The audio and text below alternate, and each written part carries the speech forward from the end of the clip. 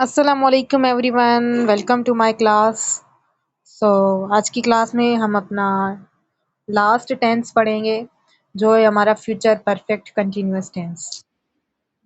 अब future perfect continuous tense कहते किसे हैं? फ्यूचर परफेक्ट कंटिन्यूअस टेंस उसे कहते हैं मतलब जो आने वाले वक्त में जो काम जारी हो और साथ में वक्त बताया जाए।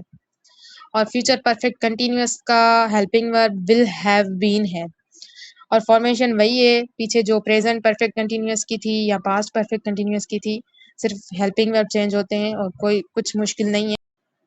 जैसे यहाँ सेंटेंस है they will have been playing there since morning, वो वहां खेल रहे होंगे सुबह से। अब सिंस और फॉर कहाँ यूज होता है वो आप लोगों को पता है, लास्ट क्लास में हम समझा चुके हैं। और नेक्स्ट सेंटेंस है हमारा she will have been studying for 2 hours, वो पढ़ रही होगी 2 घंटों से, मतलब आने वाले वक्त में जो काम जारी हो और साथ में वक्त भी बताया जाए। अब यहाँ सिंस और फॉर का कैसे यूज होता है, सिंस किसके साथ यूज होगा और फॉर किसके साथ यूज होगा, ये हमने लास्ट क्लास में पढ़ा था, लेकिन अभी हम फिर से रिपीट कर रहे हैं कि जब टाइम ड्यूरेशन बताई जाए तो वहाँ फॉर लगता है और जहाँ एग्जैक्ट स्टार्टिंग पॉइंट बताई जाए वहाँ सिंस यूज होता है।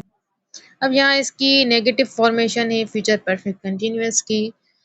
नेगेटिव करने के लिए सिंपल हम क्या करते हैं, विल के बाद हम नॉट लगाते हैं। जैसे एग्जांपल है they will not have been playing there since morning, वो वहां सुबह से नहीं खेल रहे होंगे।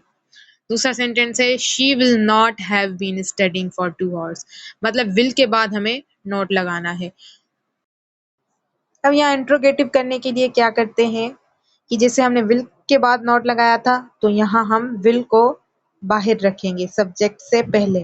जैसे will they have been playing there since morning, क्या वो वहां सुबह से खेल रहे होंगे। सो सिंपल, बस आज की क्लास यही थी। आई होप कि सबको समझ में आ गई होगी और नोट भी कर रहे होंगे। सो अल्लाह हाफिज।